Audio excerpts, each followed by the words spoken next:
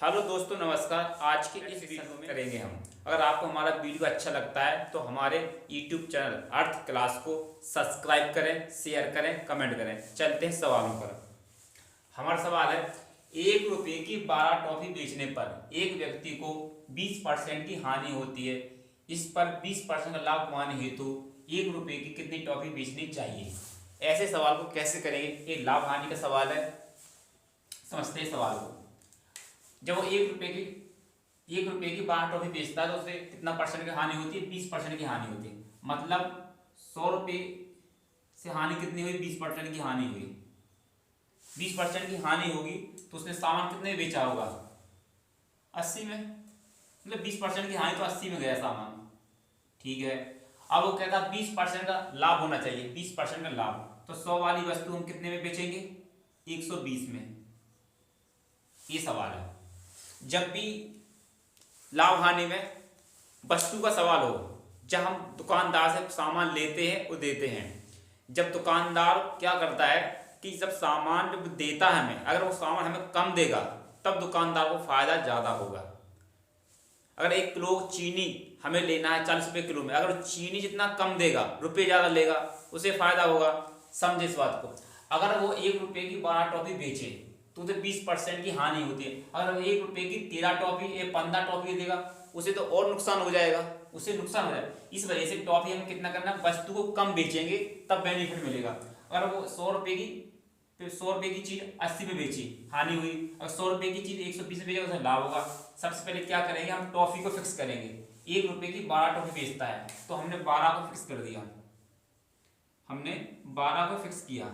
अब ये समझेंगे, जब वो 1 रुपये की टॉफी बेचता है 12, तब उसे हानि होती है। उसे लाभ चाहिए तो मतलब टॉफी को कम बेचेगा ना। जितनी टॉफी कम देगा उसे लाभ ज्यादा होगा। तो हम क्या करेंगे?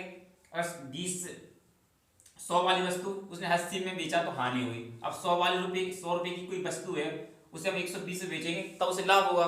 तो हमें लाभ करने के लिए हम वस्तु को कम बेचेंगे। कम की वजह से ये जो वाला जोड़ा हम ऐसा रख देंगे यहाँ पर, कम अधिक। कम किससे आएगा? मतलब 80 ऊपर रखेंगे, 120 नीचे रखेंगे, तब उत्तर कम आएगा।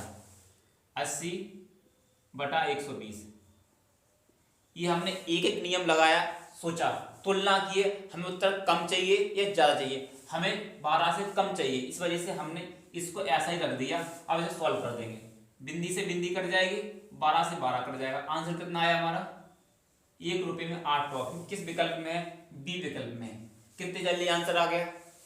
जब भी ऐसे सवाल हो तो ऐसे ही मतलब इसी विधि से सवाल करें, आंसर जल्दी आएगा। समझे दूसरा सवाल। वो कहता है A/B बराबर कितना है? 3/4 है। B/C 5/7 है तथा C/D 8/9 हो तो AD का A/D कितना होगा? ये इसके विकल्प दे रखे हैं। ऐसे सवाल को कैसे सॉल्व करेंगे? चलते हैं बोर्ड पर, समझें। हम सबसे पहले क्या करेंगे? इसी को ऐसे ही लिख देंगे।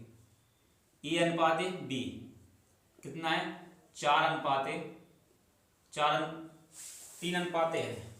अनुपात नहीं, 3 अनुपात है। 3/4 लिख देंगे। 3/4 लिख दिया। अब B का मान लिख देंगे। B/C कितना है? 5/7। 5/, हमने 7 लिख दिया। अब C/D लिखा हमने, कितना है? 8/9। 8/9 लिखा। इसे ऐसे काट, ऐसे नीचे लाइन बना लेंगे। हमें चाहिए क्या चाहिए? उसने पूछा हमसे, क्या पूछा है? AD का अनुपात पूछा है, तो BC से BC काट देंगे, C से C काट देंगे। हमारे पास क्या बचा? A बचा और D बचा। यहाँ लिख देंगे A/D बराबर। अब क्रॉस में ऐसे हम काट, जब हम इस BC को BC काटा, C से C को काटा, तो हम ऐसे काट सकते हैं। 4 एकम 4 और 4 दूनी 8, 2 बार ये कट जाएगा। 3 एकम 3, 3 तिरका 9, 3 बार ये कटेगा। अब 5 का 2 से गुणा होगा, 5 दूनी 10।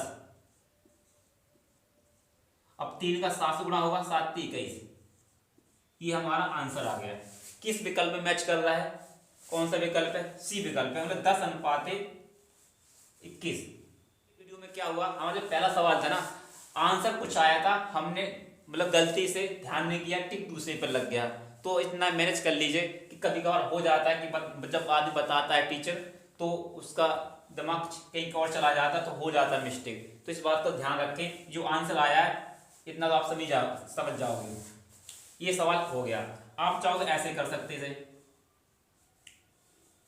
ये आ गया सर। अब इसे लंबी विधि से करोगे तो और लंबा हो जाएगा। हम तो ये कहते हैं आप इस विधि से कीजिए, आपका आंसर जल्दी आ जाएगा। या इसे भी ऐसा भी कर सकते हैं, इसे ये लिखा है 3:4, 3/4, इसे लिख देंगे 5/7, इसे लिखेंगे अपन 8/9, 9 लिखा। अब इसे काट देंगे तब भी 4 × 4, 4 दूनी 8, 3 × 3, 3 × 9, कितना बचा 5 दूनी 10, 5 दूनी 10, 7 × 21, 7 × 21, ये कितना बनेगा, ये भी 10:21 हो जाएगा। ऐसे ही करो, जब भी आंसर आ जाएगा। ऐसे में क्या होता है, आंसर ही आएगा, मतलब इससे तुम आराम से समझ जाओगे। आप चाहो तो इस विधि से करो, आप चाहो तो इस विधि से करो। चलते हैं अगले सवाल पर। हमारा अगला सवाल है, विश्रामों को छोड़कर एक बस की गति 64 किलोमीटर प्रति घंटा है और विश्राम सहित बस की गति 48 किलोमीटर प्रति घंटा है। प्रत्येक घंटे में बस कितने समय विश्राम के लिए रुकती है? हमें ये निकालना, एक घंटे में बस कितने समय के लिए रुकती है। ऐसे सवालों को कैसे करेंगे समझें। बस मतलब एक बस की चाल कितनी है,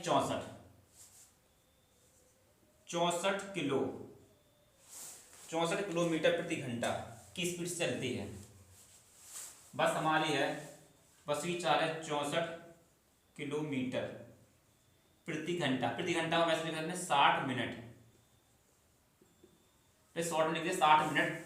मतलब एक घंटे में बस चलती है, 64 किलोमीटर के हिसाब से चलती है। अब रुकती कितनी है, रुक कर चले तब कितनी चलती है, 48 चलती है। रुक कर चले तब वो 48 चलती है, ना रुके तो 64 की स्पीड से बस चलती है। तो 48 की कितनी रुकी, 48 में घटा दीजिए। हम 48 में घटाएंगे कितने, 4 × 14, 14 में 6 जाएंगे, 8 जाएंगे, 6 बचेंगे, यहाँ 1 बचेगा। मतलब वो 16 किलोमीटर प्रति घंटा के हिसाब से रुकी है। ये समझ में आया। अगर बस ना रुके तो 64 किलोमीटर एक घंटे में दूरी तय करती है, और बस रुके तो बस जब रुक रही है तो 16 किलोमीटर प्रति घंटा के हिसाब से रुक रही है। क्यों, उसकी रुकने के बाद चाल कितनी हो गई, 48 किलोमीटर प्रति घंटा के हिसाब से वो रुकती है। अगर बस ये 48 के हिसाब रुकी तो रुकी कितनी है, 16 किलोमीटर प्रति घंटे के हिसाब से। अब एक नियम लगा देंगे, कैसे, ये इससे गुणा होगा, ये इससे गुणा होगा, ये हो जाएगा 16 × 60/64, 16 × 16, 16 × 4 = 64, 4 बार गया, 4 से कितनी बार कटेगा, 15 बार। ये हो जाएगा 15 मिनट, 15 मिनट के लिए बस रुकती है। आप समझे, इसका एक मतलब फार्मूला होता है S1 - S2/S1 × 60। आप चाहो तो इस फार्मूले से भी कर सकते हो। ये हमारी बेसिक नियम है, बिल्कुल हमने बेसिक लगाया हो गया। S1 कितना है हमारा, 64 है, 64 रखा। S2 कितना है, 48 है, 48 को रखा हमने, बटा S1 कितना है, 64 है।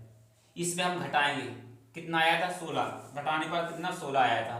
तो हो जाएगा 16 × 48/64, 16 × 16, 16 × 4 = 64, 4 से कितनी बार कटेगा, 4 से कटेगा, 60 है। ये कितना है, पहली स्पीड कितनी है, हाँ हमें 60 से गुणा भी करना है, 60 से क्या करना है, गुणा करना है। चलो उससे कोई दिक्कत नहीं है, उससे कोई दिक्कत नहीं। हाँ हम 60 से गुणा कर देंगे, 60 से गुणा करना है।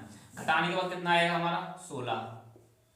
फिर हमारा मतलब घटाने 16 आ गया, 60 हमारा यहाँ पहुंच जाएगा, बटा 64, 16 × 16 = 64, 4 बार, 4 से कटेगा, 60 कितने बार, 15 बार। तो ये भी तो 15 मिनट आया। ये आप चाहो तो हम कहते हैं, ये फार्मूला है, एग्जाम में फार्मूले याद नहीं रहते हैं, भूल जाते हैं, और रहते हैं तो कैसे रहते हैं, प्लस ऊपर था या नीचे था, या ऊपर था या नीचे था, इसमें कन्फ्यूजन रहती है। तो ये बेसिक लगाइए, बस चलती है 64 किलोमीटर प्रति घंटा के हिसाब से, रुकती कितनी है, रुकने के विश्राम लेती है 48 किलोमीटर घंटा के साथ चलती है। रुकी कितनी है, 16 के हिसाब से रुकी है, 16 किलोमीटर घंटा के हिसाब से रुकी है। बस याद करना है, ये इससे गुणा करेगा, ये इससे गुणा करेगा, काट देंगे, ये 15 मिनट आ गया। ये हमारा आंसर है। चलते हैं अगले सवाल पर।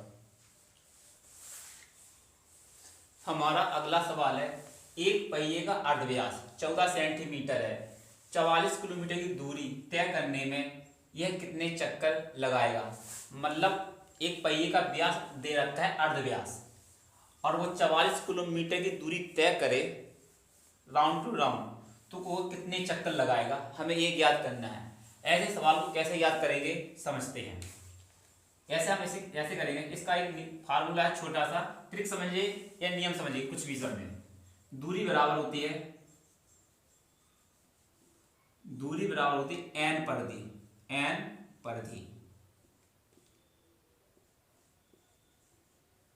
बस हमें इतना ही सा याद रखना है।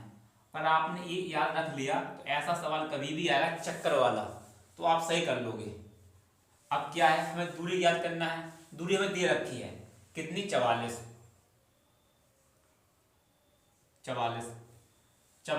बराबर निशान लगाएंगे यहाँ पर हम इतनी दूर पर, समझे। एन हमें याद करना है, एन मतलब चक्कर। परिधि होती है 2 पाई आर, वृत्त की परिधि 2 पाई आर, समझे। एन हमें याद करना है, गुणा लगाए 2 पाई का मान 22/7 और आर ये दे रखा अर्ध व्यास। ये व्यास नहीं है, ये अर्ध व्यास है। आप इसका भी आधा कर दें, आधा नहीं करना है, उसने आधा ही दिया है, मतलब उसे बोलना चाहिए था ये मतलब त्रिज्या। ये मतलब अर्ध व्यास का मतलब त्रिज्या होती है। उसके लिखने का बोलने का मतलब तरीका थोड़ा सा बदल दिया। अर्ध व्यास को हम त्रिज्या ही मानेंगे। कितने, 14 है, 14 लिख लें। अब हमें यहाँ लगा है बराबर का निशान, ये वाला बराबर का निशान हमने यहाँ लगाया।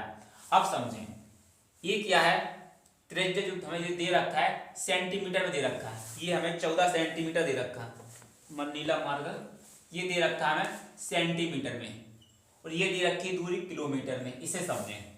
इस वजह से थोड़ा हमने इस संख्या को थोड़ा दूर लिखा है। सबसे पहले हम क्या करेंगे, इस संख्या में पहले हम 1000 से गुणा करेंगे। 1000 से गुणा कर दिया हमने, ठीक है। अब ये होगा किलोमीटर से बन गया ये मीटर में। अब इसे सेंटीमीटर में लाने के लिए 100 से गुणा फिर करेंगे। 100 ये बहुत घना हो गया, हम मिटा के इसे लिखते हैं साफ समझे। अब 44 1000 से गुणा करेंगे तो बन गया एक मीटर में। मीटर से हम 100 से फिर गुणा करेंगे, ये बन गया हमारे किस में, सेंटीमीटर में। अब इसे हम काट देंगे। कैसे काटते हैं समझें। 22 दूनी 44, ये 22 से 44 हो गया, 44 कट जाएगा। 7 दूनी 14, 2 बार कटा। इस 2 से ये 100 को काटेंगे, कितनी बार कटेगा, 50 बार कटेगा, 50। ये 3 जीरो लगा देंगे, 1 2 3, कितना आ गया हमारा 50,000। किस विकल्प में मैच कर रहा है 50,000, ये हमारा सी विकल्प में मैच कर रहा है। ये हमारा इस सवाल का आंसर है। जब भी चक्कर वाला सवाल आए तो ये इस नियम को याद रखें, दूरी बराबर n परिधि। ठीक है, दूरी कितनी थी, 44 किलोमीटर। हमने इसे मीटर बनाने के लिए 1000 से गुणा किया। क्यों, 1 किलोमीटर में 1000 मीटर होते हैं, 1000 मीटर, तो 1000 से गुणा कर दिया। अब मीटर को 1 मीटर 100 सेंटीमीटर होते हैं, इसलिए हमने 100 से फिर गुणा कर दिया। ये पहले किलोमीटर में, फिर आया मीटर में, मीटर से 100 से किया, फिर आ गया सेंटीमीटर में। क्यों, हमारे व्यास था अर्ध व्यास, वो सेंटीमीटर में था, इससे हमने बराबर कर दिया, ये इसका आंसर हो गया। अब समझे ये वाला सवाल, नीचे वाला। एक घन की प्रति भुजा में 50 सेंटीमीटर की वृद्धि, 50% की वृद्धि करने पर इसकी आयतन में क्या वृद्धि हो जाएगी। हमें जब उसके आयतन, घन का आयतन क्या होता है, घन का आयतन